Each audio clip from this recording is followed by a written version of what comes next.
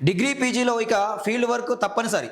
X experiential X experiential learning పేరుతో కొత్త policy. స్టూడెంట్ల కోసం 38 రకాల లెర్నింగ్ మార్గాలు, 15 నుంచి 20% క్రెడిట్ల కేటాయింపు, స్టార్టప్ ఐడియాలు, హ్యాకథాన్స్, కమ్యూనిటీ సర్వీసెస్ కూడా క్రెడిట్స్, రెగ్యులర్ పాఠాలకు ఆటంకం కలగకుండా నిర్వహణ, ఫీల్డ్ వర్క్ చేస్తేనే చేతికి పట్ట, మార్కెట్ అవసరాలకు తగ్గట్టు స్టూడెంట్లను రెడీ చేసే పనిలో విద్యాశాఖ. ఈ విద్యా సంవత్సరం నుంచే అమల్లోకి అంటూ మనం చూస్తూ ఉన్నామండి.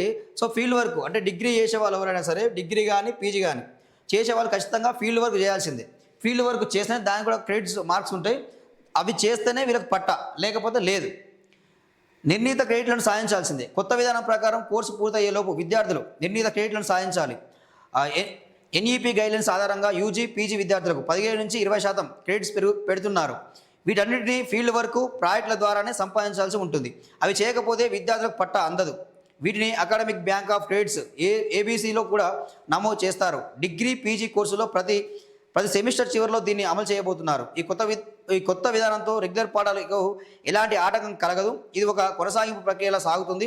సెమిస్టర్ల మధ్యలో వచ్చే సెలవులు, నిర్ణీత సమయాల్లో విద్యార్థులు ఫీల్డ్కి వెళ్లాల్సి ఉంటుంది. దీనికోసం విద్యార్థులు పైసా ఖర్చు చేయాల్సిన పని లేదు.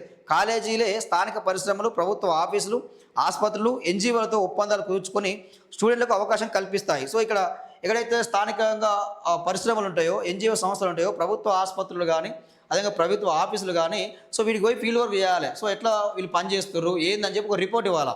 సో ఈ ప్రజలకు ఏ విధంగా పనిచేస్తున్నాయి, ప్రభుత్వ ఆసుపత్రులు కానీ, లేకపోతే ఎన్జిఓ సంస్థలు కానీ, ఈ పరిశ్రమలో కానీ ఎంప్లాయ్మెంట్ ఎలా ఉన్నది, దీనికి సంబంధించి ఫీల్డ్ వర్క్ చేయాలి. ఆ రిపోర్ట్ను అందిస్తేనే డిగ్రీ సర్టిఫికేట్, పీజీ సర్టిఫికేట్, లేకపోతే లేదు. సో ఇది మంచిగానే ఉంది నిర్ణయం. కానీ మరి ఎందుకు మరి ఫీజు డిస్ట్రిబ్యూషన్ దోసుకుంటా ఉన్నాయి కదా ఈ ప్రైవేట్ కాలేజీలు? దాని మీద ఫీజు నియంత్రణ ఎందుకు తీసుకురావడం లేదు మరి ఈ ప్రభుత్వం?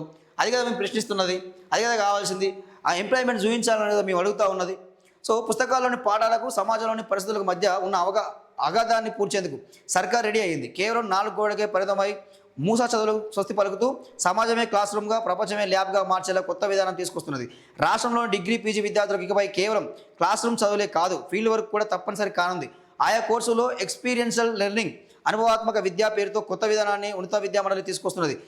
థియరీ నాలెడ్జ్ ప్రాక్టికల్ స్కిల్స్తో జోడించి కాలేజీ నుంచి బయటకు రాగానే ఉద్యోగం సాధించేలా విద్యార్థులను ఇండస్ట్రీ రెడీగా తీర్చిదిద్దడమే లక్ష్యంగా ఈ విద్యా సంవత్సరం నుంచే అమలు చేయబోతున్నది అంటూ చూస్తా ఉన్నామని. సో చాలా మంచి నిర్ణయం ఇది. ఎందుకంటే వాస్తవానికి కూడా ఇక్కడ చదువుకోవడానికి ప్లస్ సమాజంలో వచ్చి మళ్ళీ జాబ్ చేయడానికి చాలా వ్యత్యాసం ఉంటుంది. ఇక్కడ ఏమైతే డిగ్రీ పట్ట అయిపోగానే పీజీ పట్ట అయిపోగానే సో సమాజంలోకి సర్టిఫికేట్ పట్టుకొని ఉద్యోగం కోసం ఇంటర్వ్యూ వెళ్ళాల్సిన పరిస్థితి.